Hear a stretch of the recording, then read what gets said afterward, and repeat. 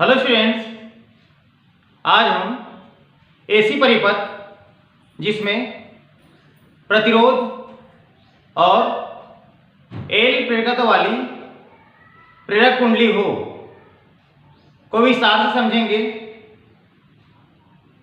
यह प्रश्न board exam में पूछा जाता है और बहुत महत्वपूर्ण है। इसके लिए आप देख सकते हैं यहाँ पर एक चित्र बना हुआ है। इस चित्र में आर प्रतिरोध का एक प्रतिरोधक और एल प्रेरकत्व वाली प्रेरक कुंडली है जिसे प्रत्यावर्ती वोल्टेज स्रोत एसी के साथ जोड़ा गया है। एक बार फिर से समझे इसको। यहाँ आर प्रतिरोध का एक प्रतिरोधक और कैपिटल एल प्रेरकत्व वाली प्रेरक कुंडली को प्रत्यावर्ती वोल्टेज स्रोत एसी के साथ जोड़ा गया है। तब किसी क्षण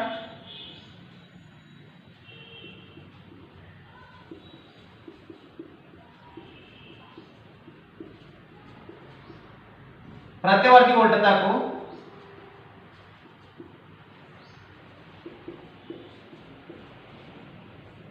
निम्न समीकरण द्वारा व्यक्त करते हैं।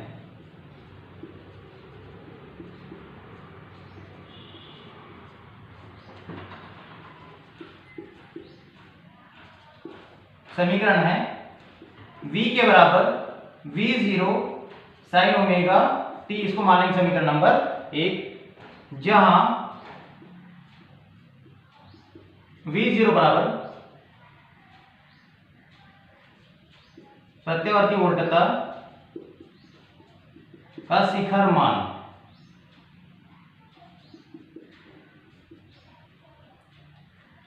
इसके बाद जैसे ही इस परिपथ में धारा प्रवाहित होती है, जैसे इस परिपथ में धारा प्रवाहित होती है तो प्रतिरोध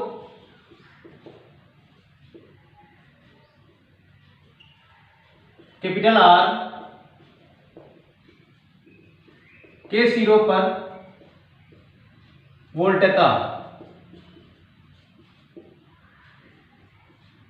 यहां होगा वी आर के बराबर आई आर। इसको मानेंगे समीकरण नंबर 2। वी आर प्रतिरोध के सिरों पर वोल्टता है और आई आर यहां हम ओम के नियम को लगाएंगे तथा एल प्रेरकत्व वाली प्रेरक कुंडली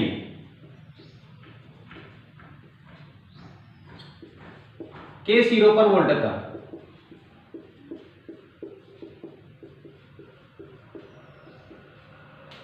ये होगा वी एल के बराबर आई एक्स एल। इसको मानेंगे समीकरण नंबर 3, जहां एक सेल इसको बोलते हैं प्रेरण प्रतिघात।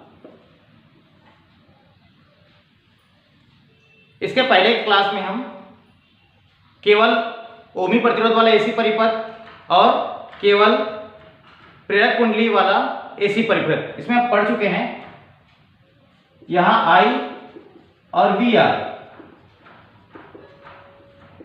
ये समान कला में होते हैं, लेकिन आई वी एल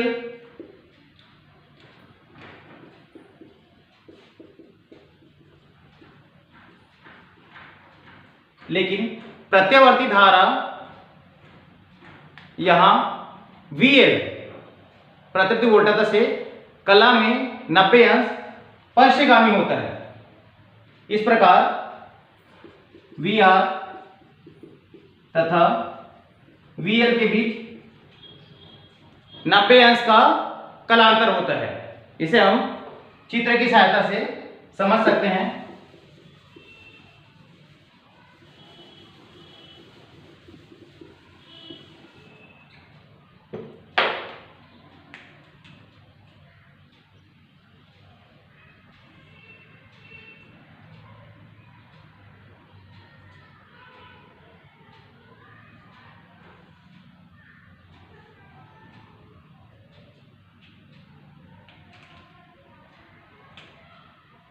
यहाँ होगा वी एल और वी आर आई, और यहाँ कलांतर है फाई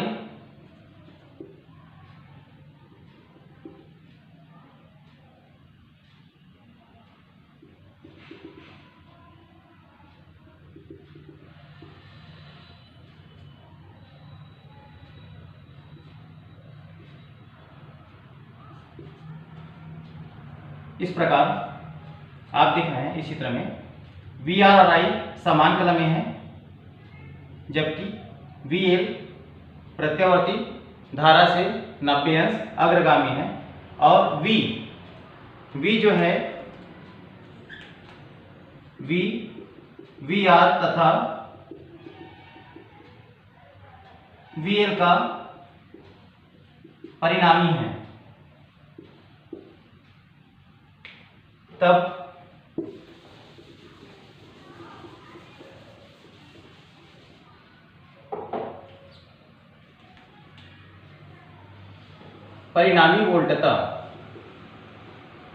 परिणामी वोल्टता ये होगा वी स्क्वायर बराबर वी आर के स्क्वायर प्लस वी एल का स्क्वायर। वी आर के बराबर हम निकाले हैं आई आर का स्क्वायर होगा और आई एक्स एल का स्क्वायर। ब्रैकेट खुलेगा तो वर्ग लगेगा I square R square plus I square X L का स्क्वायर। दोनों जगह से आई एक जैसे है वो कॉमन निकल जाएगा, तो ये होगा आई स्क्वायर ब्रैकेट में आई स्क्वायर प्लस एक्स एल का स्क्वायर। इसके बाद b में से वर्ग हटेगा, अंडर रूट लगेगा I square R square plus X L का square. I square under root से बाहर आएगा तो I R square plus X L का स्क्वायर, या v के बराबर होगा आई और अंडर रूट में R square plus X L का, एक्स एल की जगह यहाँ रख सकते हैं हम ओमेगा एल, तो ओमेगा स्क्वायर और एल का स्क्वायर।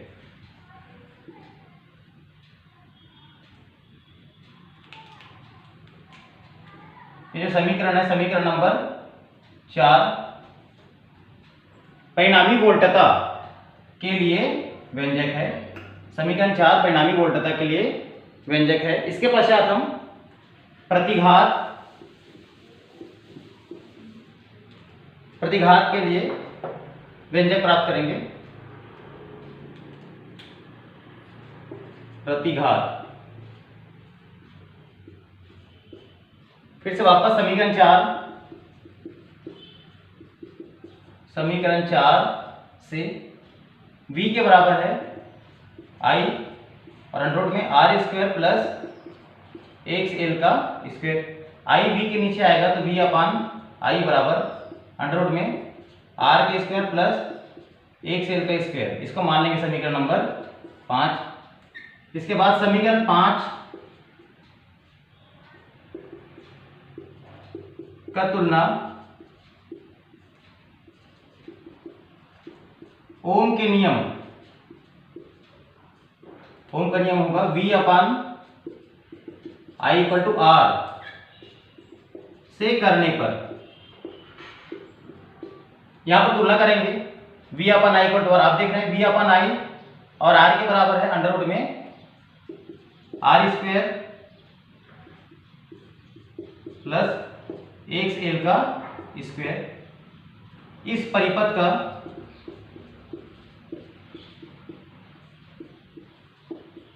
प्रभावी प्रतिरोध होगा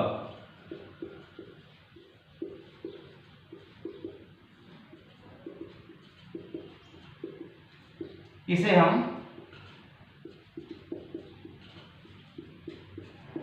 एल आर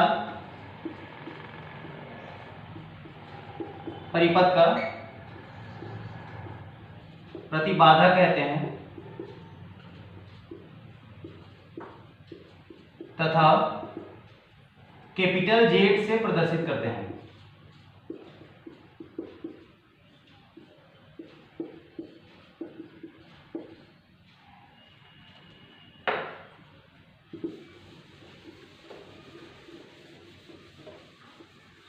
आगे लेंगे, इसलिए एल आर परिपथ की प्रतिबाधा जेड के बराबर होगा। यहां हमारे पास समीकरण आया हुआ है अंडर रूट में R square plus X L का स्क्वायर या जेड बराबर अंडर रूट में R square plus omega square L का स्क्वायर। ये बन जाएगा समीकरण नंबर 6। समीकरण 6 एल आर परिपथ के प्रतिबाधा का व्यंजक है।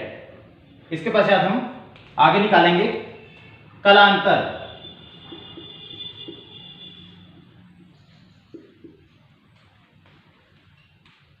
हम जानते हैं कि प्रतिरोध में वी आर व आई समान कला में होते हैं, जबकि वी एल आई से कला में 90 अंश अग्रगामी होता है। यदि कलांतर फाई है, यदि कलांतर फाई है तो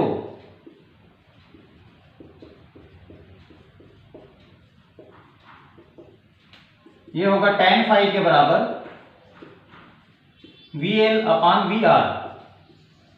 तो tan फाई के बराबर होगा VL के बराबर हमारे पास है IXL और VR के बराबर है IR। I और I आपस में कटेगा तो tan फाई के बराबर बचेगा XL अपान R।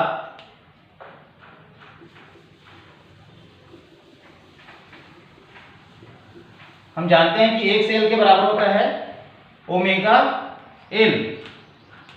यहां से tan फाई के बराबर होगा omega L upon R। tan बराबर किस तरफ चला जाएगा तो फाई के बराबर होगा tan इनवर्स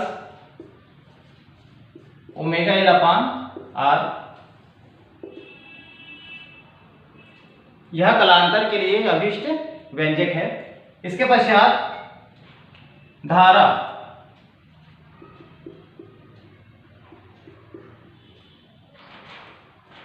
तो इस परिपथ में बहने वाली धारा I के बराबर होगी I0 sine omega t minus phi, जहां फाई बराबर tan inverse omega L upon R। इसके पश्चात यहां अधिकतम धारा, तो अधिकतम धारा को हम I0 से दिखाते हैं। I0 के बराबर होगा V0 अपान Z। तो I0 के बराबर होगा V0 और Z का मान हम निकाले हैं R स्क्वायर प्लस XL का स्क्वायर। यही अभिष्ट व्यंजक है धारा के लिए। इस प्रकार इस प्रश्न को हम आसानी से हल कर सकते हैं। अगर आपको चैनल अच्छा लगे तो इस चैनल को लाइक और सब्सक्राइब करें।